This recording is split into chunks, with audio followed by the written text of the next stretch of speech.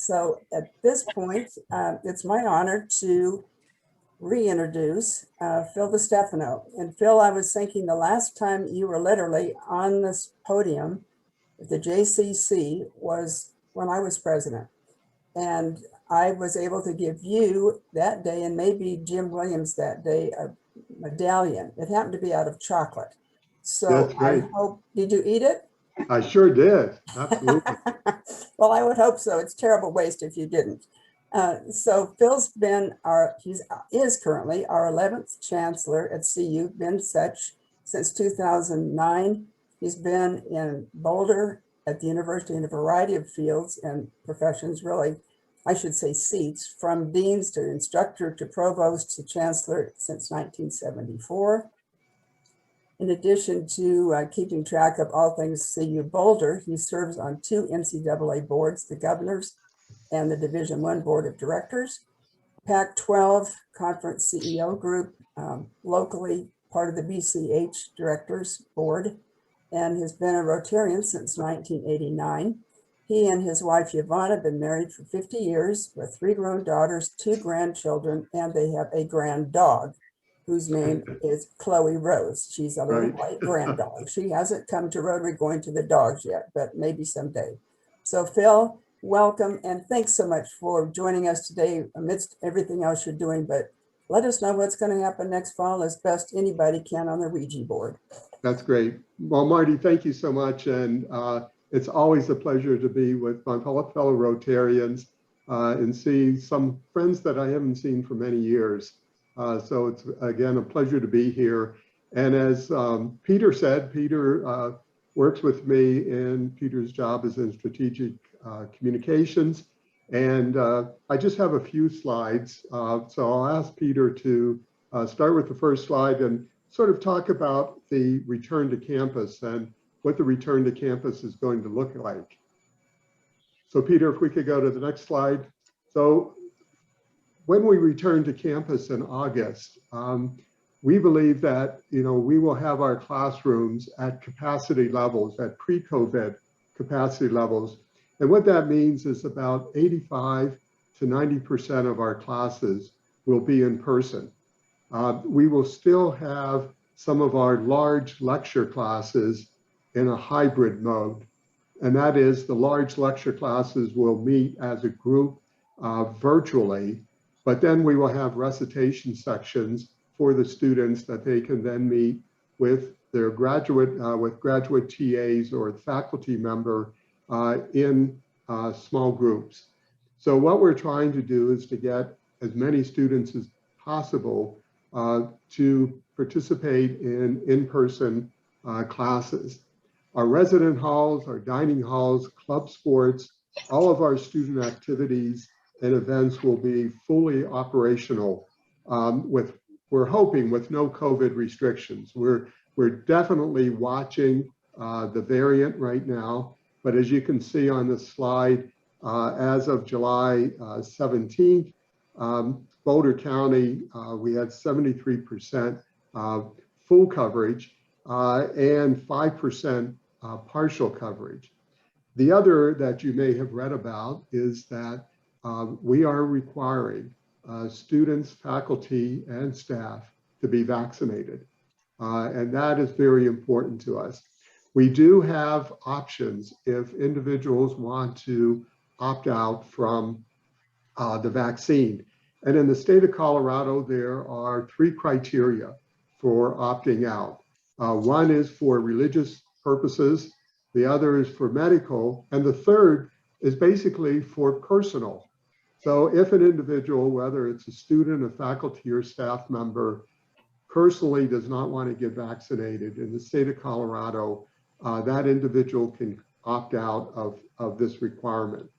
We are keeping records of individuals who are vaccinated or who have opted out. It's too early yet, but my hope is that for faculty and staff, we would definitely be in the 80 to 90% of our faculty and staff vaccinated.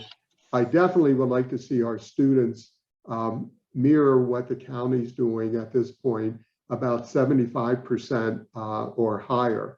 But we'll keep looking at that, and definitely we'll post the community about our vaccinations as we get closer to the opening of the semester. Just another point about students coming in. We had the largest application pool in the history of the university. Close to 50,000 individuals applied to be first-year students here at the University of Colorado Boulder. And we normally have a freshman class between 6,800 and 7,000. So it's going to be a normal first-year group coming in, but having that 50,000 applications really tells us that students both in Colorado and outside of Colorado want the residential experience that the University of Colorado Boulder offers. We will continue at that last point to focus on optimizing our ventilation and air filtration and campus heating, ventilation, and air conditioning. And we're going to do that even after COVID. It's so important for us to be able to have that optimum ventilation and air filtration even after COVID. So that's something that we learned from COVID. It's healthier for our students, it's healthier for our faculty and staff, and we want to continue to do that. Peter, next slide, please. So what we're excited about coming back to campus, and there are quite a few things. As I mentioned, we have the largest application pool. We'll have between 68 and 7,000 students on the campus. On that first point on returning to what we do with the new how to do it is based upon lessons that we learned. And some of the lessons that we learned this past year, the past year and 2 months, one is that with technology, some of our students, many of our students really enjoyed that virtual learning. And so we still want to provide some of that virtual learning for particular classes that we know students really benefited from. And so as we look toward this year, and I can give you an example in our physics department, which is one of the top physics departments in the country, there's a third-year laboratory that all physics majors take. And it's always been in person. And the physics department did not think that they could develop that lab online, virtually. In fact, they were able to do it, and the students enjoyed it much more, and the faculty enjoyed it much more, and the students learned more. And so the chair of the physics department said, I want to offer this physics lab for our juniors virtually all the time now. So we're learning that with technology, there are some advantages that we can use in a virtual learning situation, in a hybrid model, let's say, where some students are, in class for some of the days and virtually other days. The other, of course, is with our staff and back to work and how we can utilize space more efficiently. To give you an example, right now in my office, my staff, all of the staff are there on Tuesdays. And then there's always somebody there Monday, Wednesday, Thursday, and Friday. For the most part, the staff are spending somewhere between 2.5 to 3 days per week in the office. And the other 2 to 2.5 days, they're spending virtually. And that's worked out from a standpoint of transportation, especially since many of our staff members live outside of Boulder and even Boulder County, that they're not coming in every day. And that helps with transportation in the city, which has really been a problem, as you know. So we're looking at ways of, again, a hybrid model where staff will be on campus some days and can work virtually other days. Our staff tell us that they want to be on campus, of course, for a few days, 2 or 3 days a week, just for that excitement of being with 30,000 students on the campus and being part of that campus community. So that's something else that we've learned. The second point is probably my top priority. It's not probably, it is my top priority. And that is to ensure the mental health, mental wellness and emotional health of everyone in the CU Boulder family. And that includes our students and our faculty and our staff. And we have seen, not just here at the University of Colorado, but across the country, a significant increase in health and wellness issues among all members of our community, among our students, our faculty and staff. It's tragic, but I will share with you that in the last year and a half through COVID, we have seen on the campus a significant increase in the number of suicides of our college-age students. And again, that's national. It's not just with Boulder. And that is an area for me that we have to look at not only the treatment of mental health and wellness issues, but how do we prevent mental health and wellness issues? And you might have read in the camera, maybe 6-8 months ago, a little bit longer, that the university established the first research institute, interdisciplinary research institute in the country in the area of health and wellness through a very generous gift from the Crown Foundation in Chicago. And the Renee Crown Health and Wellness Institute is, as I said, the only one in the country from an interdisciplinary standpoint that really looks toward the prevention of issues of mental health and wellness. And the Institute is working with Boulder Valley School District. It's working with communities in Colorado, such as the Roaring Fork community. I know that Dean Scher is here, Dan's here, and we're working very closely with the College of Music and Dance at ways of working with our students and young students as well, and the community, and looking at how music and dance can actually help from the standpoint in the prevention of mental health and wellness. Again, I believe that we're going to be taking a leading role in the country in dealing with this issue. And for me, it's a number one priority for me. The last point is just, this renewed focus and commitment to improving the experiences of our students, faculty, and staff. We have learned a lot this past year and plus 2 or 3 months that we want to make sure we look at the positive things that occurred that we can carry over to this next year. Let's go to the next slide, Peter. The other that you've probably been reading about, and I do want to spend a little bit of time talking about this because there's been quite a bit of misinformation. But as we get back to the school year, we're excited about the CU Boulder progress that the CU and the city have made on the Boulder South project, and also toward the quality of life improvements on University Hill. Last week, you might have read in the camera that we submitted an annexation, a draft annexation agreement to the city. We're now in a public phase to look at that property, Boulder South. We continue to to look at what we're doing, what we say we're going to do.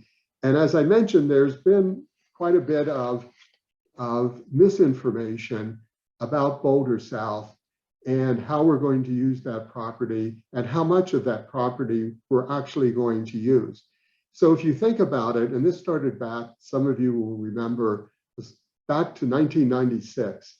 So we've been talking about this for 25 years now, about annexing that property. And what our commitment is, and the property is is a total of 308 acres. And that's very close to the acreage at the main campus. And so there's this misinformation that's out there that, in fact, we're building a second University of Colorado campus, much like the main campus. But that's not the case. As a matter of fact, we're actually transferring 155 of those acres, over half, to the city for flood protection and open space. So we're going to be left with, roughly, we're going to use about 129 acres for future development. And what we've talked about for future development is mainly going to be in housing for our faculty and staff. 119 acres will go for permanent open space, which we believe is very necessary and valuable for the city of Boulder. And so as we look at what we're proposing, we're not going to build a second main campus. We're going to use not less than half of the acreage for housing. And I believe that the housing for our graduate students and our faculty and staff will also cut down tremendously on the transportation issues that we have in Boulder. And of course, from the standpoint of flood mitigation, I know that that transfer of 155 acres to the city will certainly help that. The other issue that we've been talking about with the city and certainly with the new city manager is to look at the incident that occurred up on the Hill March 6th. And our Office of Student Conduct has been working closely with Boulder Police, with the CU Police Department. We remain committed to holding accountable any students who committed crimes or who had conduct violations that night.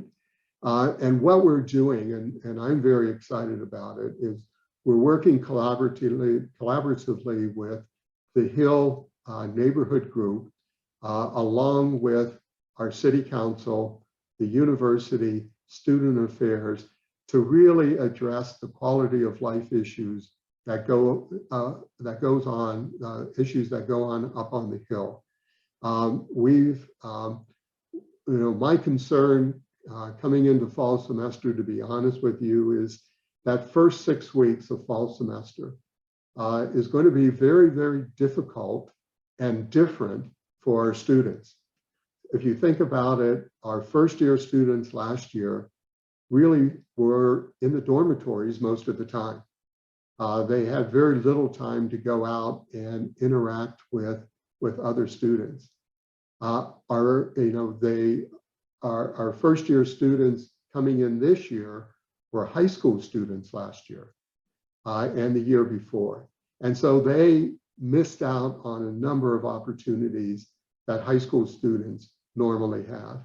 And so I'm concerned about those first 6 weeks. And what we're doing is working with the Hill neighborhood group and the city to have different events that we could have jointly on Friday evenings for our students. The university will sponsor, we'll do things up on the Hill together, the community, the city, and the university, as a way of transitioning our students from COVID, where they had very little time to interact with each other, to doing some things that are safe and healthy up on the Hill.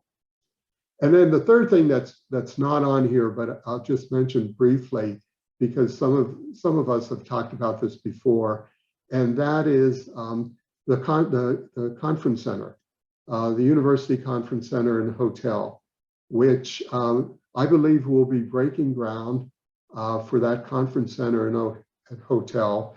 It's going to be University and Broadway, east of University and Broadway. If you remember the Starbucks that was on University and Broadway, from there east, we will be building a conference center and hotel in collaboration with the city.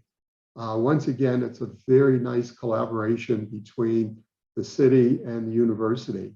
The city is giving us 50% of the hotel tax that the city receives when the hotel opens, as a way of helping us to pay for the conference center. We are already looking to schedule conferences late in 2023 into 2024.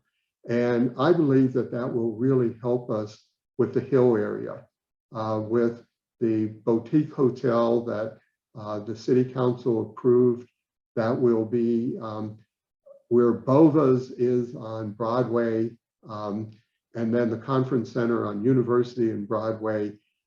It will start changing that atmosphere of the Hill, which is one of my priorities and certainly one of the city's priorities. Peter, the next slide, please.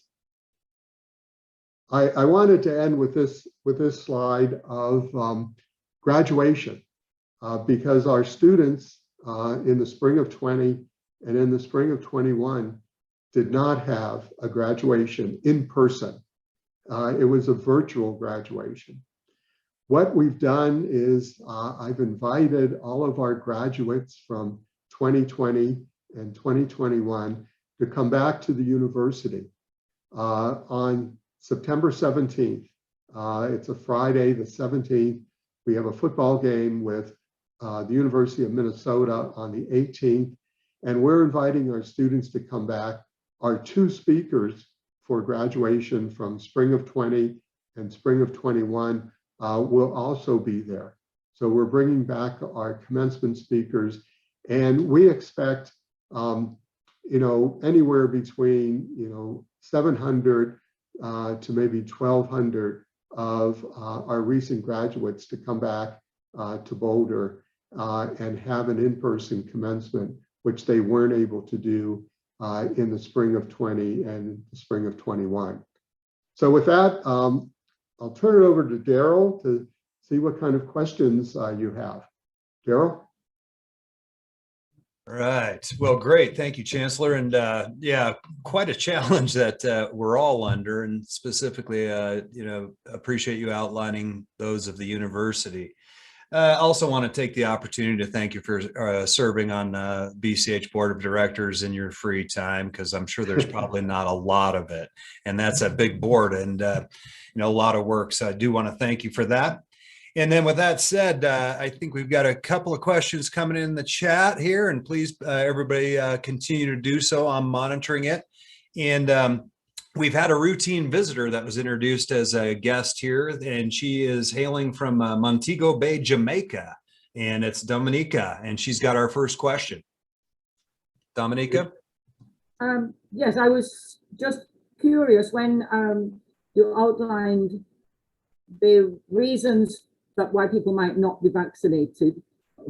If they are they seem to be quite a large number of criteria, but people might not want to be vaccinated. But if you have a lot of unvaccinated people coming, especially from off campus, how is it going to be monitored? Are they going to be tested on a routine basis? I know that some institutions elsewhere are doing that. Anyone who's not vaccinated has to be tested, like on a weekly basis or something like that. That's a great question, Dominica, and welcome to Boulder Rotary. We discussed requiring our unvaccinated students, faculty, and staff to be tested on a regular basis. However, we've actually decided against that. It takes a great deal to enforce that, and it's one of the areas within the state where we can't require testing if they've opted out. What we're encouraging the students to do, and the faculty and staff who aren't vaccinated, we will still have our health center open if they want to voluntarily get tested. And that will be free if they want to do that. But as we talk to some of our colleagues across the country, it seems that it's difficult to enforce. And if an individual doesn't want to get vaccinated, we are going to encourage that individual to get tested, but we're not going to require it. Interesting. Thank Okay. you. Well, thank you for that question, Dominica. And then Lynn Johnson, you're next, if you wouldn't mind unmuting and asking your question. Yes, sir. Chancellor DiStefano, I'm curious about this rapid transition to online instruction. And was that widely accepted by the faculty and instructors? And is there still broad support for that? Because really fundamental transition. Right. Lynn, thank you. Thank you for that question. That's great. You know, at first, if you think back to the spring of 20 in March, when we decided to close the campus over, so we had spring break and the campus was closed. The following week, we went totally remote. And to be honest, faculty were not prepared for that. Many of the faculty had never used online and never used that technology. What we did is we set up a Center for Teaching and Learning, and we brought in faculty who have worked in the area of online to start helping other faculty to get their classes ready. And that first semester, I should say the last part of that spring semester, was really difficult for both our faculty and for our students. However, we knew that we were going remotely in the summer and the fall. And we put together in our Center for Teaching and Learning on the campus, experts in the area that would be able to teach faculty how to navigate the online if they had not done that before. And that worked out really well for the fall semester and the spring semester. This past spring, that's when we had faculty saying, I want to continue to do this online because the technology works for the students that I teach and it works for them as faculty members. It took a while, especially for those faculty who never used that type of technology for teaching. But I believe that's one of the silver linings now from COVID. Not that we're going to go online for everybody, but a faculty member now can adjust his or her teaching to witness the better mode, whether in some cases it may be online and in others it's going to be in person.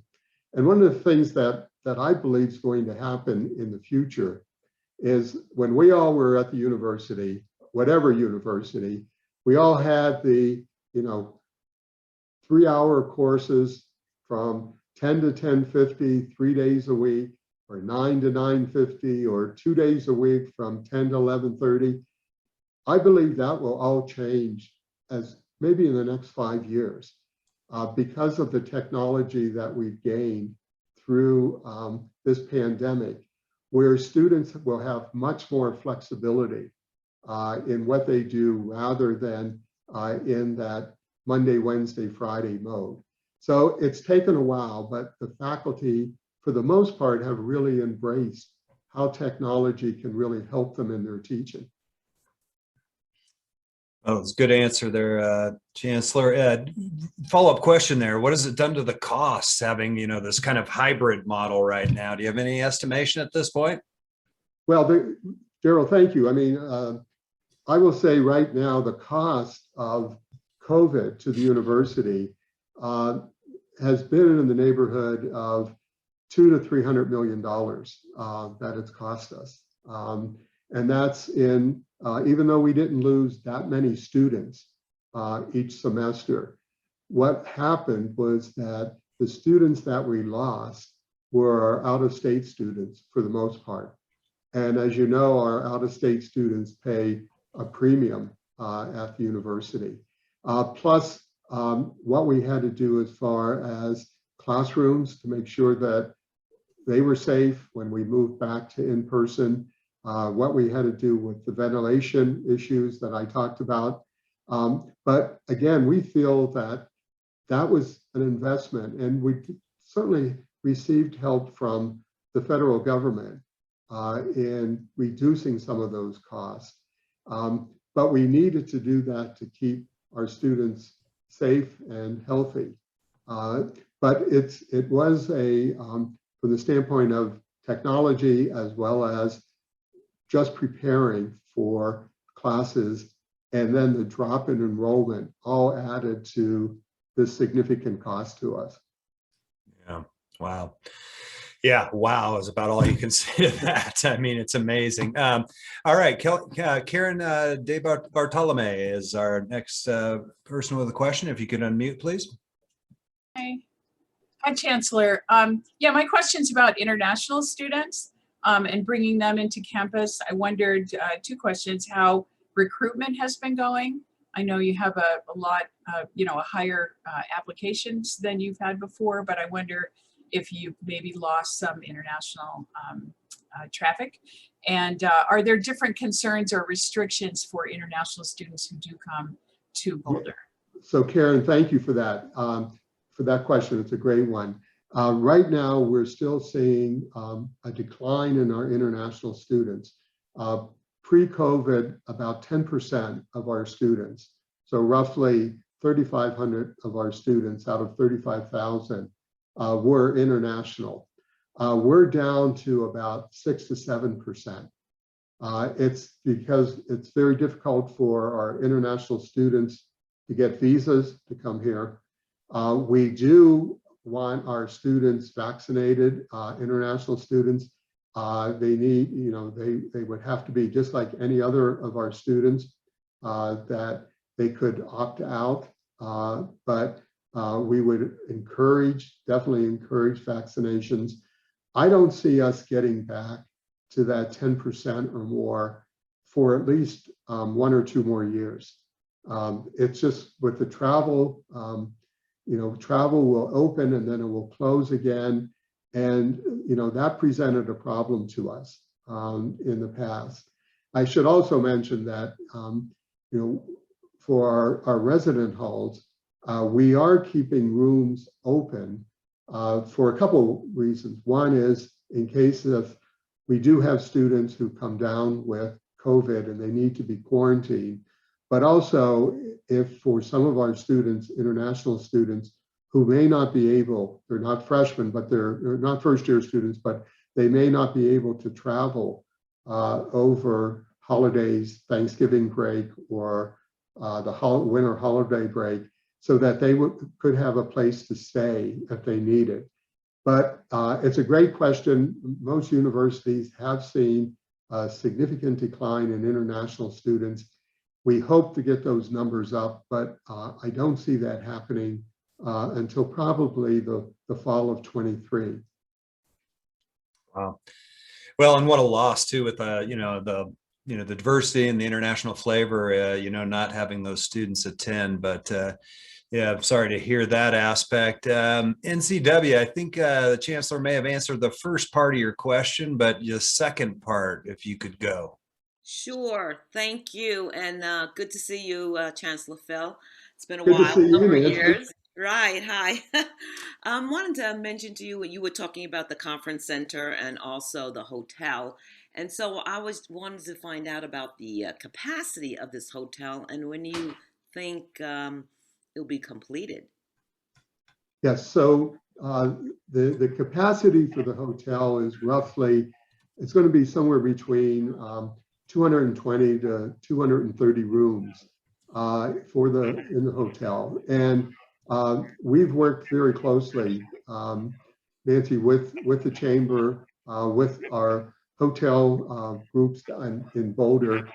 They've been very, very supportive of the hotel conference center.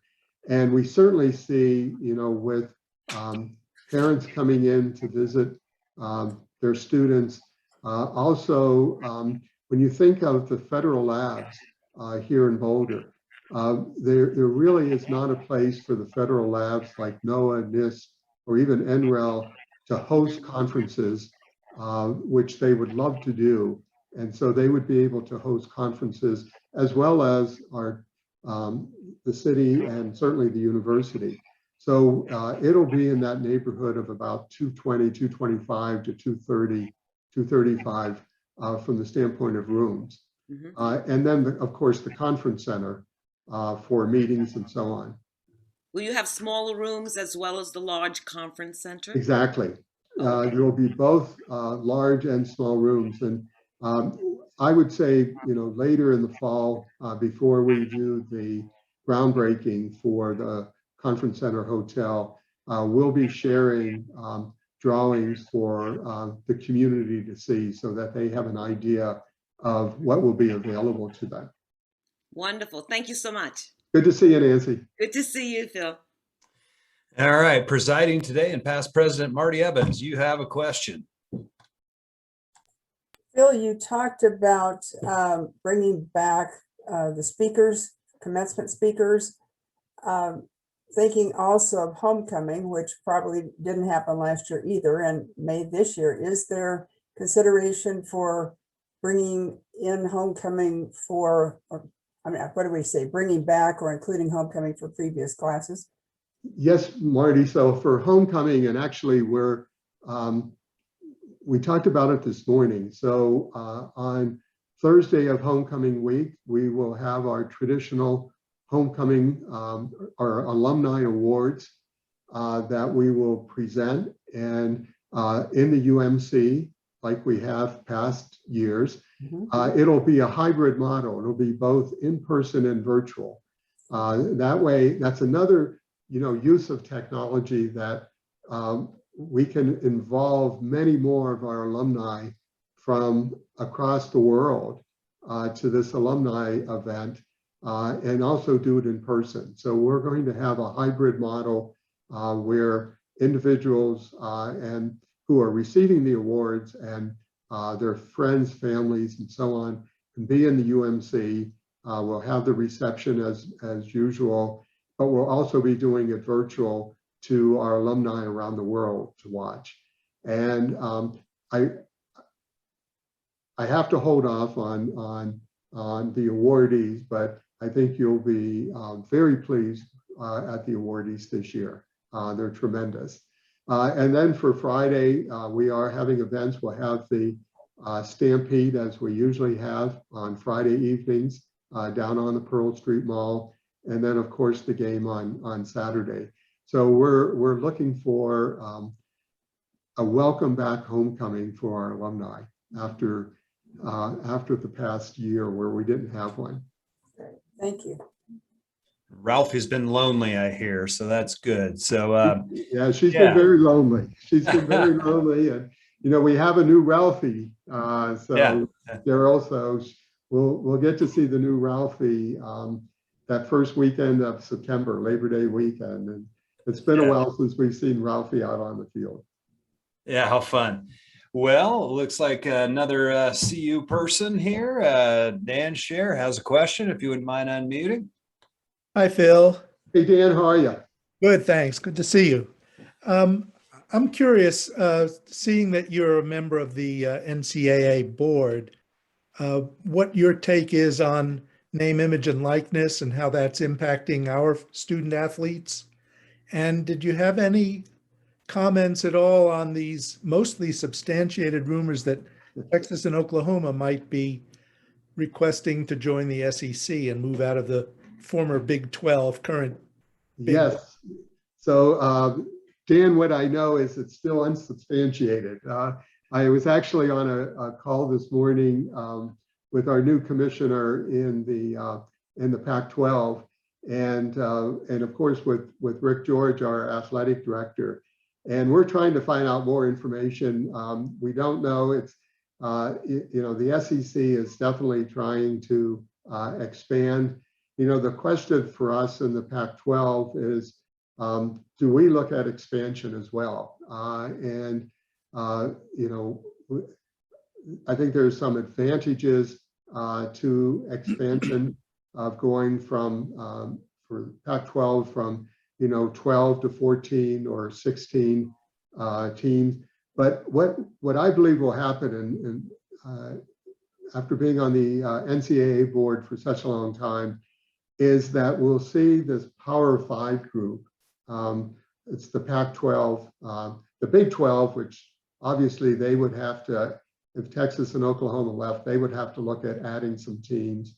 The Big 10, the ACC, and the SEC really either separating from or separating from the NCAA and either forming its own conference of some sort or attached to the NCAA, but really have the autonomy that is actually more than what we have now. There are just so many problems that I see with the NCAA and all three of those divisions of Division I, Division II, Division III. It's very, very unwieldy. And so I believe that there will be changes. And for example, with name, image, and likeness, the one advantage that we have in Colorado, and I give all the credit to Rick George, Rick worked with our legislature to have a bill that was passed a year ago for Colorado for all of our student athletes in the state in name, image, and likeness. And that was to take place in, I believe it was in 23, in the spring of 23. But after the Supreme Court ruling about name, image, and likeness, we went back to the legislature and asked them to move it up from 23 to 21. So now Colorado has its own policy, state policy, on how name, image, and likeness can be used by our student athletes. And we have to adhere to that. So we're going to, I think, be somewhat in an advantage compared to those states that don't have a state law, state policy on name, image, and likeness. What I actually think this will all do, because it's very chaotic. There are about 12, 13, 14 states that have a state law based on name, image, and likeness. Other states are talking about it. They're all very different. I believe the federal government will step in, and they could step in as early as August or September in my mind, maybe a little bit later, but I'd like to see it in the next couple of months. And there are members of Congress working on it to have federal legislation that all of us would have to adopt that would supersede any of the state legislation. So I believe that that we'll get an answer from our Congress at the federal level on name, image, and likeness that will be across the board. Right now, different states have different policies, and it doesn't make a whole lot of sense. Some are very conservative about name, image, and likeness, and others are very liberal about what student athletes can do. And I believe that's where the federal government needs to step in and have one policy that applies to all institutions. Great. Thank you so much. Thanks, Dan, as always. Good to see you. See you later today. See you later today, right? Is there a big CU event that we're not invited to? It's only the No, past no, week no. or what? I mean, what's going on? I just have the pleasure of meeting with Dan later today. That is a pleasure. So, all right, great. And always a pleasure hearing from past President Bill Meyer. Thank you, Daryl, and thank you, Phil, for speaking to us today. I've got a slightly related question to the last one. How do you see the benefit, if at all, from an academic perspective for the move the CU made to the Pac-12? I'm not talking about dollars and cents. I'm talking about benefits to faculty, staff, and students from an academic perspective. Thanks, Bill. That's a great question. And actually, our affiliation with the Pac-12 has really benefited us from an academic standpoint. Let me tell you about in a couple of ways. One is the collaboration among our faculty at CU Boulder with faculty from the Pac-12, from Stanford, from Berkeley, from UCLA, from Washington. we've really seen an increase in that collaboration of research active faculty working very closely in collaboration with each other in the Pac-12. Arizona, for example, and the University of Colorado Boulder are doing some very interesting projects together. The same with Stanford, UCLA, Berkeley, and Washington. So that has been a benefit of being part of the Pac-12. The other benefit, and I will say this from an academic standpoint, is our recruitment of students in that Pac-12 footprint. As you know, we rely quite heavily on out-of-state students, but we want out-of-state students who come with, from a quality standpoint, coming to the University of Colorado. And we've seen a significant increase in applications from top students coming out of that Pac-12 footprint. And so I do believe that there's that benefit from an athletic standpoint of athletic competitions, that when we play football or basketball in the Pac-12 footprint, to recruiting students, really good students who live in those areas. And again, from the faculty standpoint, faculty definitely feel that the move has been helpful from a standpoint of increased funding from research based upon the work that the collaborative work among faculty at those institutions. It's very different, to be honest, from when we were in the Big 12. The collaboration between faculty from when we were in the Big 12 with other institutions in the Big 12 really occurred with Texas and a little bit with Kansas, but that was about it. We're seeing much more collaboration with other schools in the Pac-12. Thanks, Phil. All right, great. So I had a quick question too. So one of the big impediments people open up right now that we're hearing from all businesses in Boulder and seems like everywhere in the United States is staffing. So could you make any comments on staffing, both at the, I guess, the educator level, but then other staff, because that's a huge operation you got, Phil. Yeah, Daryl, thank you. It is a huge operation, and I will tell you, we're having a difficult time with staffing. Each month, I meet with our director of human resources and our vice provost in faculty affairs. As far as recruiting faculty and keeping faculty, we're doing, I think, a really good job. And we're still recruiting some of the best faculty from around the country. Where my big concern is with staff. We are seeing more resignations with staff than what we've seen in the past. And, you know, I believe that's because they've been working virtually. They can work in other states virtually. They don't have to be on campus. They don't have to be in Colorado.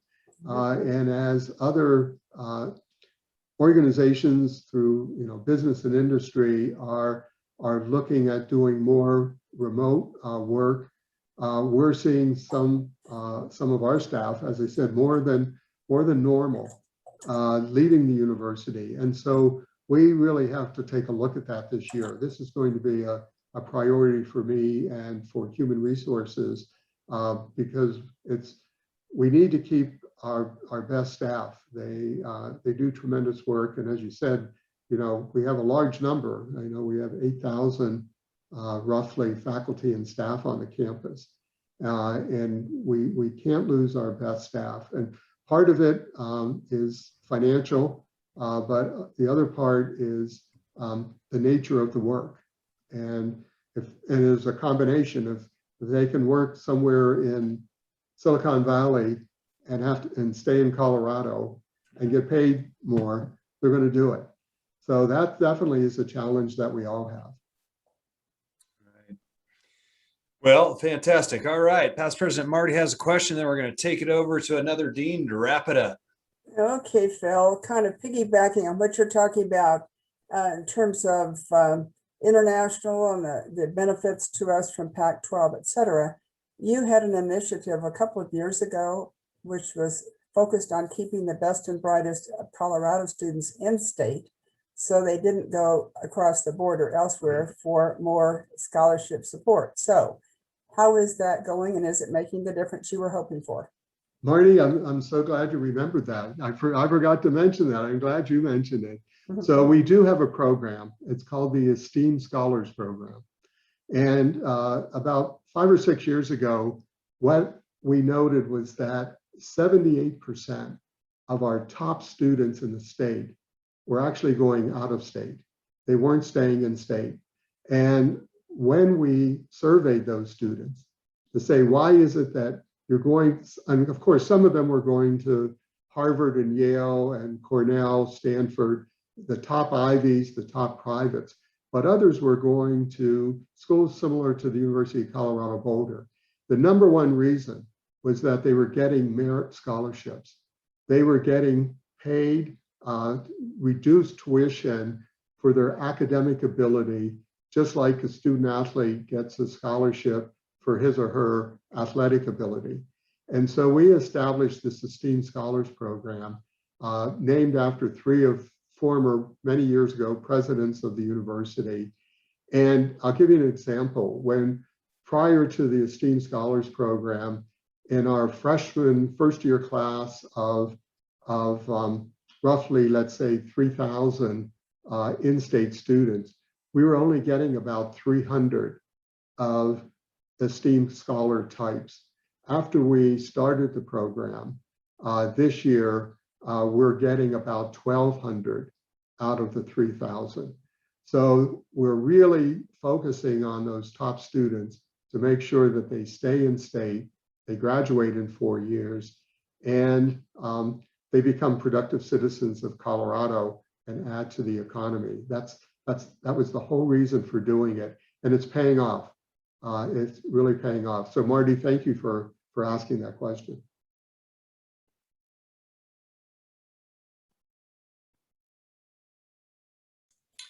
All right, well, we're about at time, but again, we've got one other dean, past dean, that needs to speak to you, and it's Jim Williams. I feel I want to make sure I'm unmuted. There you go.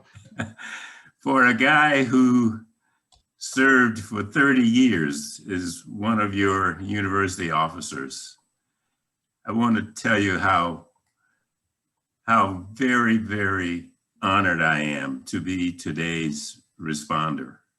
Thank you so much for spending this time with us today and for your candid presentation on the major issues that are facing the campus.